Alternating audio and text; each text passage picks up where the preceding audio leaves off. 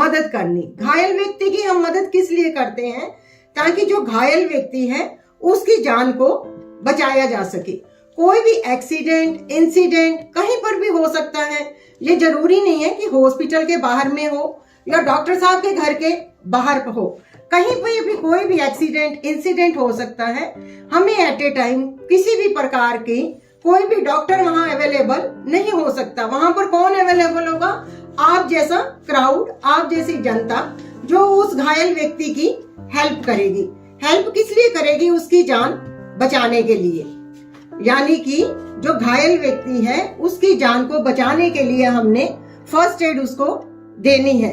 और दूसरा, हमने फर्स्ट एड किस लिए देनी है? जो उसका नुकसान हो चुका है पहले, उससे ज्यादा उसका और नुकसान ना हो, ताकि जो व्यक्ति जैसे पहले स्वस्थ था उसी तरह से स्वस्थ की अवस्था में ही वह रह जाए। अब जैसे है हमारा कि ये जो फर्स्ट एड है ये बहुत ही इजी है। जब भी हमने किसी भी घायल या दुर्घटनाग्रस्त व्यक्ति को देनी है फर्स्ट एड, उससे पहले हमें 3 बातों का ज्ञान होना जरूरी है।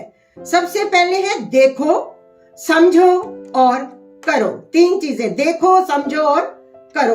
परंतु हम लोग क्या करते हैं, जैसे ही कहीं पे घटना दुर्घटना होती है हम सबसे पहले उसको देख लेते हैं। देखने के बाद क्या करते हैं, माइंड में उस चीज को हम सोचते नहीं है।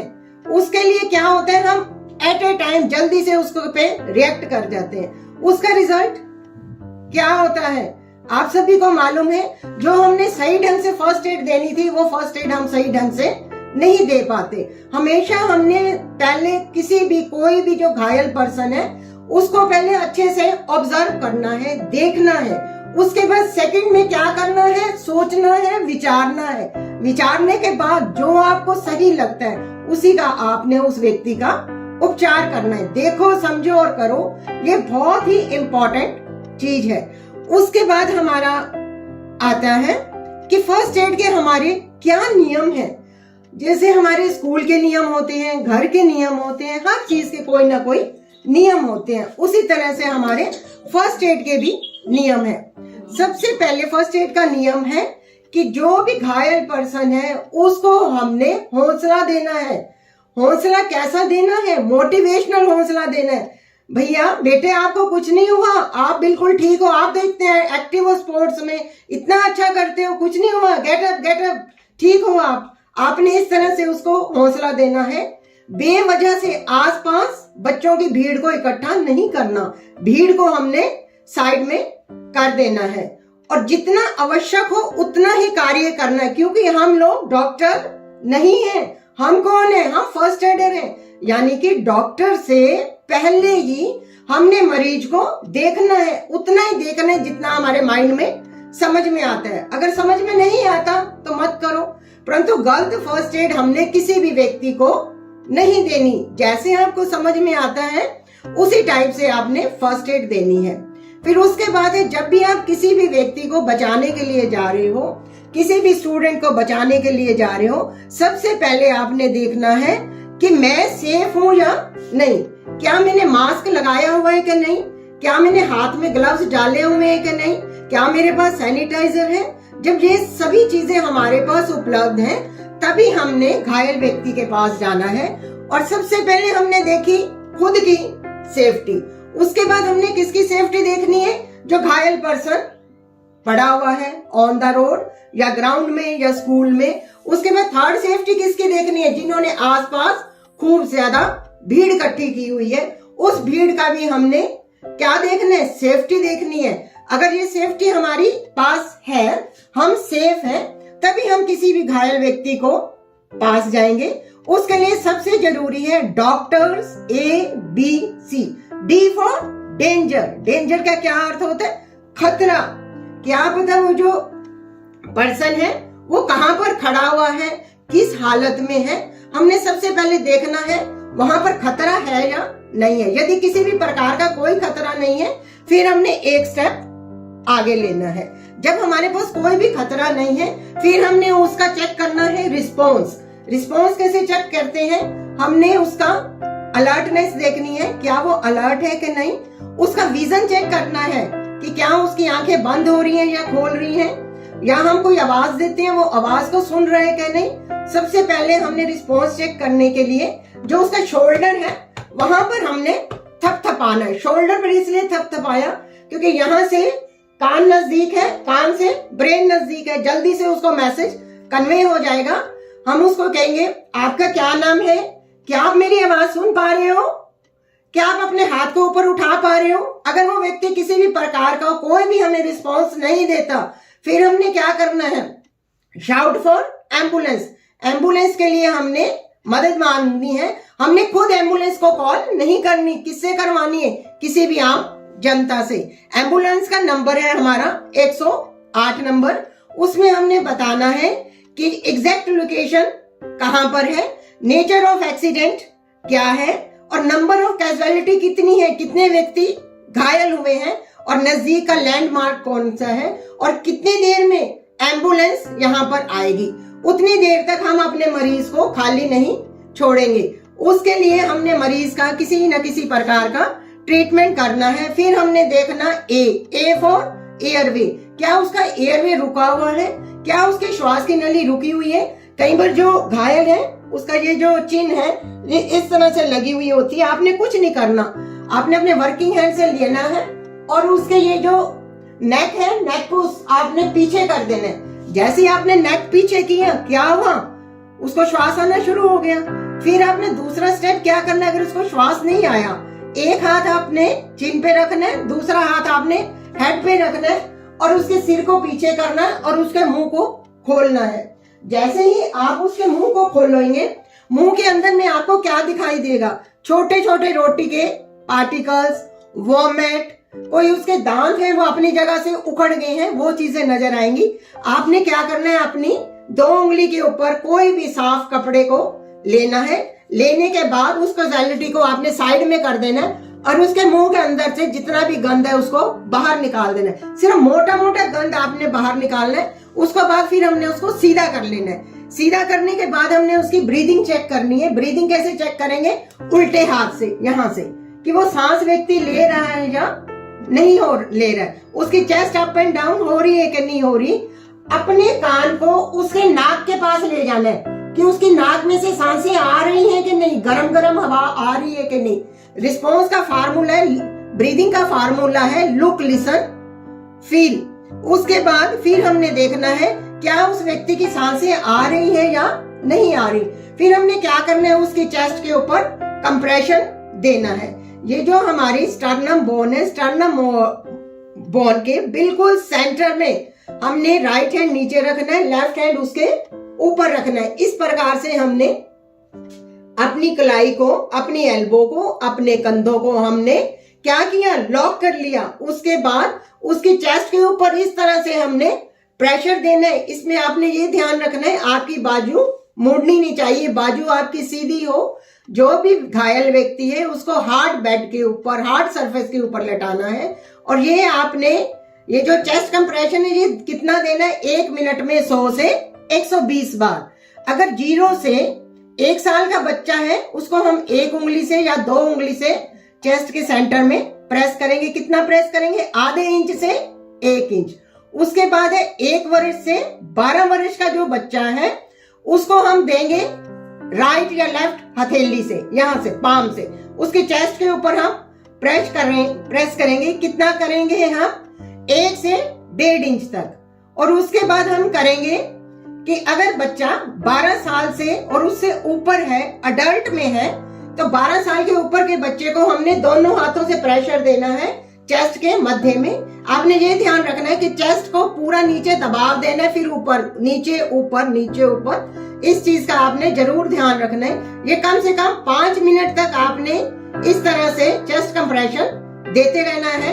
ये हमारे चैप्टर बहुत ज्यादा वाइड है, समय की कमी के कारण मैं सीपीआर को यहीं छोड़ रही हूँ। नेक्स्ट है हमारा ब्लीडिंग। ब्लीडिंग इंटरनल भी हो सकती है, एक्सटर्नल ब्लीडिंग भी हो सकती है। खास करके आपने ध्यान रखना है, यदि कान से ब्लीडिंग हो रही है, नाक से ब्लीडिंग हो रही है, मुंह से ब्लीडिंग हो रही है, आंखों में से ब्लीडिंग, सिर में से ब्लीडिंग हो रही है, उस ब्लीडिंग को आपने कभी भी नहीं रोकना। क्यों नहीं रोकना? अगर हमने ब्लीडिंग को रोक दिया तो हमारे सिर के अंदर छोटे छोटे से क्लॉट्स जम जाएंगे। क्लॉट्स जमने के कारण व्यक्ति पागलपन भी हो सकता है, उसको कोमा में भी जा सकता है। इसलिए एक अच्छा फर्स्ट एडर यही है कि उसको क्या करना है, जिस साइड से ब्लीडिंग आ रही है, जैसे हमारे पास ये गोज टाइप है, पैडिंग है, कोई भी आप कपड़ा ले सकते हो। मान लो यहाँ से ब्लीडिंग आ रही है तो क्या करना है, हमने एक पैडिंग बनाई, इसके साइड में रखी और कान को इस तरह से उसी तरफ हमने बेंड कर दिया। अगर एक अच्छा फर्स्ट एडर है वो पैडिंग जरूर लगाएगा, क्योंकि जितना भी ब्लड है वो पीछे की तरफ चला जाएगा। जैसे ही व्यक्ति अपने ब्लड को देखता है, अगर उसका ब्लड नाक से, कान से, मुंह से आगे की तरफ गिरेगा, उसको बहुत ज्यादा घबराहट हो जाती है। उसको रहता है पता नहीं मेरे को बचना है या नहीं बचना। यदि हम उसको हौसला देंगे, बेटा हमने भी ब्लड डोनेट किया, आप घबराओ नहीं, हम आपके साथ हैं। आपका एक एक आपकी शब्द की वाणी उस बच्चे के सिर में, उसके दिमाग में चली जाएगी, वो बिल्कुल ठीक हो जाएगा। परंतु इस बात का ध्यान रखना, ब्लड देके घबराना नहीं।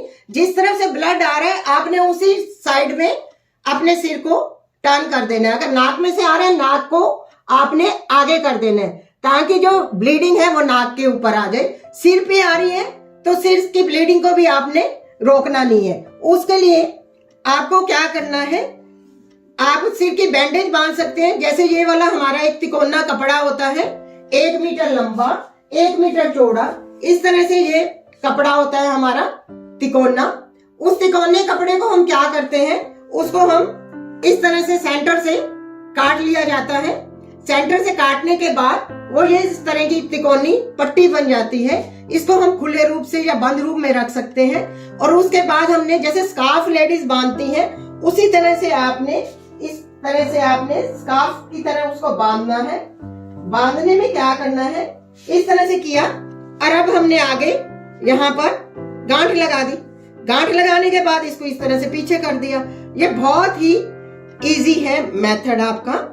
अगर किसी भी व्यक्ति का अगर यहाँ से ब्लीडिंग आ रही है हमारी, तो आपने अपना डायरेक्ट हाथ उस ब्लीडिंग के ऊपर नहीं लगाना। आपने कोई रुमाल दे देना है, कोई गौज दे देनी है, उसका ब्लीडिंग के ऊपर लगा देना है। उसके बाद आपने किसी भी तरह की कोई भी पट्टी बांध लेनी है और उस हाथ को आपने हार्ट लेवल से आप ऊपर उठा सकते हैं।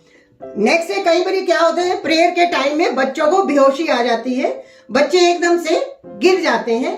गिरने की अवस्था में आपने बेहोश व्यक्ति को कभी भी पानी पीने के लिए नहीं देना, खाने पीने के लिए कुछ नहीं देना।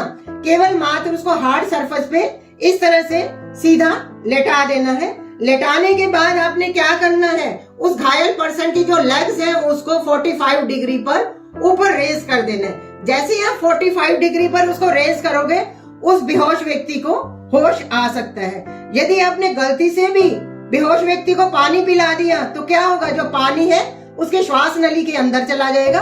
श्वास नली के अंदर जाते ही फेफड़ों में चला जाएगा और उसकी डेथ तक भी हो सकती है। इस बात का आपने ध्यान रखना है। फिर उसके बाद है स्नेक बाइट। अगर किसी को सांप ने काट लिया या कुत्ते ने काट लिया तो आपने रैबीज का इंजेक्शन अवश्य लगाना है और बार बार आपने उस बच्चे को या घायल व्यक्ति को हौसला जरूर देना है। जो सांप कटता है उसके 2 यहाँ पर दांतों के निशान होते हैं जो जहरीले सांप होते हैं। तो आपने क्या करना है, उसको पहले सादे पानी से, रनिंग वाटर से उस स्थान को धो दे।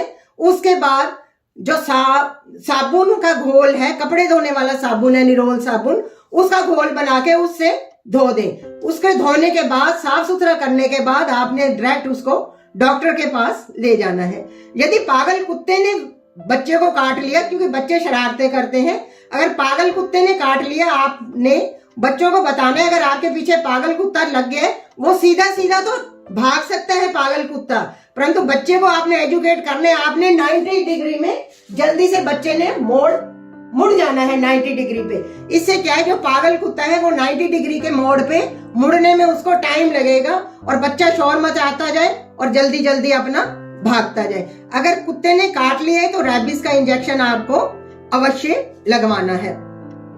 अंत में मैं यही कहूंगी कि किसी के आंसुओं को खुशी में तब्दील करना ही एक अच्छा फर्स्ट एडर होता है। और अब नेक्स्ट मेरा विषय रहेगा कि रोड सेफ्टी। रोड सेफ्टी क्या चीज होती है? हर व्यक्ति यही चाहता है कि हम अपने घर से कुशल पूर्वक चलें और कुशल पूर्वक ही हम अपने घर पर पहुंचे। हर किसी व्यक्ति की यही कामना रहती है। परंतु आप सभी को मालूम है कि हमारे देश में लगभग 140 करोड़ की जनता है और हमारी जनता का ये हाल है।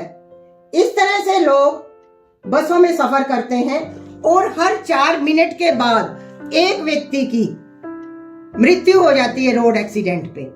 जिस प्रकार हमारे घर के नियम होते हैं, स्कूल के नियम होते हैं, उसी प्रकार से हमारे सड़क के भी नियम होते हैं ताकि हम अपनी सड़क के ऊपर चल सकें। सड़क पर चलने का सभी को अधिकार है, चाहे कोई बड़ा है चाहे कोई छोटा है, हर व्यक्ति को सड़क पर चलने का मौलिक अधिकार है। परंतु जब भी आपने सड़क पर चलना है, वो सड़क केवल मात्र आपकी नहीं है, सभी जनता की है। सभी व्यक्तियों को अनुशासित ढंग से सड़क पर चलना चाहिए। परंतु मोस्टली लोग क्या करते हैं, अनजाने ढंग से और बेतुके ढंग से अपने वाहन को जहां दिल किया वहां गाड़ी को पार्क कर लिया, फोन उठा लिया, फोन कर लिया। उससे क्या होता है कि ये जो सिस्टम है वो सारा सड़क पे चलने वालों के लिए बिगड़ जाता है। उसके लिए हमारे सबसे जरूरी है कि 9/8/2019 से पहले क्या होता था, यदि कोई भी व्यक्ति सड़क पर घायल अवस्था में मिलता था, यदि कोई भी व्यक्ति किसी भी व्यक्ति को हॉस्पिटल में लेके जाते थे 9/8/2019 से पहले, तो हमारी सरकारें क्या करती थी, उस व्यक्ति के ऊपर ही केस बना देती थी और बार बार जो उसको सरकारी गवाह बना लेती थी। उसको बार बार कचहरी में बुलाया जाता था सरकारी गवाह के लिए। परंतु इससे क्या हुआ कि जो लोग थे उन्होंने घायल व्यक्ति की हेल्प करनी बंद कर दी। घायल व्यक्ति की हेल्प बंद करने से क्या हुआ, जो आंकड़ा था, वक्र था, वो सारा का सारा बढ़ता हुआ चला गया।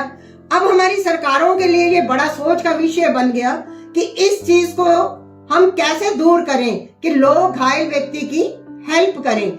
इसके लिए उन्होंने एक नया नाम दिया। 9/8/2019 में एक नया एक्ट पास हुआ जिसके अंतर्गत उन्होंने क्या किया कि उस व्यक्ति का नाम गुड सैमरिटन व्यक्ति रखा। गुड सैमरिटन व्यक्ति कौन होता है? जो व्यक्ति किसी की भी मदद करता है, उसको हॉस्पिटल में ले जाता है।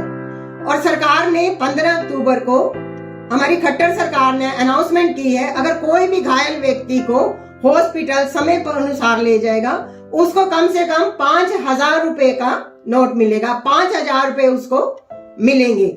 और क्योंकि हमारे को इतनी जानकारी नहीं होती, हम हेल्प करना चाहते हैं, परंतु हमें डर लगता है कहीं पर हमारे ऊपर केस ना बन जाए। परंतु अब आपको डरने वाली कोई बात नहीं। आप 100% किसी भी घायल व्यक्ति की हेल्प करो। क्या पता आप किसी ऐसे व्यक्ति की हेल्प करें कि वो व्यक्ति अपने घर का मुखिया हो। आपका एक छोटा सा प्रयास किसी की जिंदगी को बचा सकता है। इसलिए सबसे जरूरी है, जब भी आपने अपने वाहन को चलाना है, आपने सीट बेल्ट का अवश्य प्रयोग करना है। सीट बेल्ट का किस लिए हमने प्रयोग करना है? क्योंकि अगर सीट बेल्ट लगी होगी तो हमें आगे की तरफ झटका नहीं लगेगा और हम सेफ हैं। जो आजकल की नई तरीके की गाड़ियां आ रही हैं, उसके लिए क्या जरूरी है, जो आगे वाले हैं उनके लिए भी सीट बेल्ट जरूरी है, जो पीछे सवारी है उनके लिए भी सीट बेल्ट पहननी जरूरी है। यदि आपने सीट बेल्ट नहीं पहनी हुई तो आपका 1,000 रुपए का चालान काटा जाएगा। उसके बाद है, आपने अपने सिर के ऊपर हेलमेट का अवश्य प्रयोग करना है। यदि आप हेलमेट का प्रयोग नहीं करते, बाय चांस आप कहीं पर गिर जाते हो और आपका डायरेक्ट सिर कहां लगता है? जमीन के साथ लगता है। 90% जो मौतें हैं वो सिर पर चोट लगने के कारण होती हैं, क्योंकि हमारा डायरेक्ट सिर जमीन पर लगेगा। जैसे जमीन पर लगेगा शायद हम उसी टाइम कोमा में चले गए। मान लो हम कोमा में चले गए, जितना घर का पैसा सारा का सारा हमने कहां देना शुरू कर दिया? हॉस्पिटल में। थोड़े दिनों में क्या होगा? ना तो हमारा व्यक्ति बचेगा, ना ही हमारे पास पैसा बचेगा। हमने गलती की एक छोटी सी गलती की, एक सिर पर हेलमेट नहीं डाला। जब भी आप अपने घर से बाहर निकले, अगर 2 पहिया वाहन पर जाना है, अपने सिर पर हेलमेट का प्रयोग अवश्य करें और हेलमेट को आपने टैग भी अवश्य करना है। जो हमारी यंग जनरेशन है वो हेलमेट का प्रयोग नहीं करती, वो कहते हैं हमारा हेयर स्टाइल खराब हो जाएगा। जब जीवन ही नहीं रहेगा तो हेयर स्टाइल क्या करेगा। सबसे जरूरी है ये जो हमारे साथी हैं ये बच्चों को जरूर कन्विंस करें कि आपने जब भी अपने घर से निकलना है आपने सिर के ऊपर हेलमेट का अवश्य प्रयोग करना है। क्योंकि आपने देखा होगा कि ये जो हमारी यंग जनरेशन है 18 से 40 वर्ष की आयु के जो लोग हैं उनकी मरने वालों की संख्या बहुत ज्यादा है। हमारे बड़े बुजुर्ग तो हमारे घरों में बैठे हुए हैं, जो बच्चे हैं वो सारा ज्ञान किससे लेते हैं, मोबाइल फोन से। ना बच्चों के पास समय, ना हमारे पेरेंट्स के पास समय। इसलिए हमें ये बच्चों को कन्विंस करना है कि आपने अपने सिर पर भी हेलमेट रखना है और जो पीछे आपका पिलियन राइडर है उसके सिर के ऊपर भी हेलमेट का होना बहुत जरूरी है। अगर आपने हेलमेट का यूज नहीं किया आपको 1000 रुपए का चालान काटा जाएगा, प्लस 3 मंथ के लिए आपका लाइसेंस है वो रद्द किया जाएगा। और उसके बाद 2 पहिया वाहन पर आप सभी को मालूम है 2 ही व्यक्ति बैठ सकते हैं, परंतु हमारी जो यंग जनरेशन है ये क्या करती है, बॉयज या गर्ल्स 3-3, 4-4, 5-5 लोगों को पीछे बिठा लेती है और फिर हमें बताते हैं कि मैडम जो हमारा जो लोगो बना हुआ है नंबर प्लेट के पीछे उसको हम किसी चीज से चिपका देते हैं या उसके ऊपर हम मिट्टी लगा देते हैं, उससे हमारा चालान नहीं कटता। मैंने प्रशासन से बात की, उन्होंने बताया कि जो लोगो है, जो कैमरा है, कैमरे से वो लोगो का जो नंबर प्लेट है वो वहां पर पहुंच जाती है, आपका चालान 100% कटेगा। आपको ये जरूर अपने स्टूडेंट्स को बताना होगा कि आपने इस तरह की कोई भी छेड़खानी नहीं करनी। और दूसरा है जब भी आपने अपना वाहन चलाना है आपने मोबाइल फोन का यूज नहीं करना। क्यों नहीं मोबाइल फोन का यूज करना?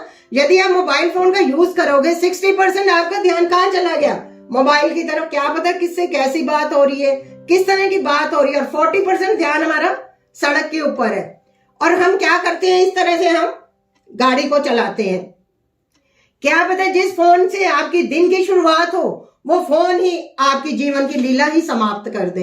इसलिए आपने अपने बच्चों को बताना है कि आपने ड्राइविंग करते समय फोन का यूज नहीं करना। अगर आप फोन का यूज करोगे 5000 रुपए का जुर्माना है, प्लस जो आपकी जिंदगी है वो भी आपकी जिंदगी भी खतरे में डल सकती है। इसलिए आपने वाहन चलाते समय अपने फोन का यूज ना करें, क्योंकि ज्यादातर जो बच्चे हैं वो अपने पेरेंट्स से सीखते हैं। जो पेरेंट्स हैं, पेरेंट्स को एजुकेट होना बहुत जरूरी है। क्यों जरूरी है? जब बच्चा है अपने पेरेंट्स के साथ जाएगा वो देखेगा कि मेरा पेरेंट्स क्या कर रहे हैं, गाड़ी कैसे चला रहे हैं, क्या उसने शराब पी हुई है। बच्चे ये चीजें बहुत मिन्यूटली ऑब्जर्व करते हैं, परंतु पेरेंट्स को पता नहीं होता। जो पेरेंट्स हैं उनको सबसे पहले अपना माइंड सेटअप करना जरूरी है। हमारी सरकारें कुछ नहीं कर सकती जब तक आम पब्लिक का माइंड सेटअप नहीं होगा। समय समय पर इस तरह के अवेयरनेस प्रोग्राम स्कूल्स में होने चाहिए। मेरे को बहुत अच्छा लगा आज मैं आप सबके बीच में हूँ, अपनी कुछ ना कुछ बातें आपको शेयर कर सकती हूँ। ये जो हमारा चैप्टर है ये बहुत वास्ट है, समय बहुत कम है, आधे घंटे का समय दिया गया था, उसमें मैं ज्यादा से ज्यादा इस समय को यूज करना चाह रही थी। एक और चीज है, कहते हैं हर चमकती हुई चीज सोना नहीं होती, परंतु कुछ चमकती हुई चीजें हमारे एक्सीडेंट्स को कम कर सकती हैं।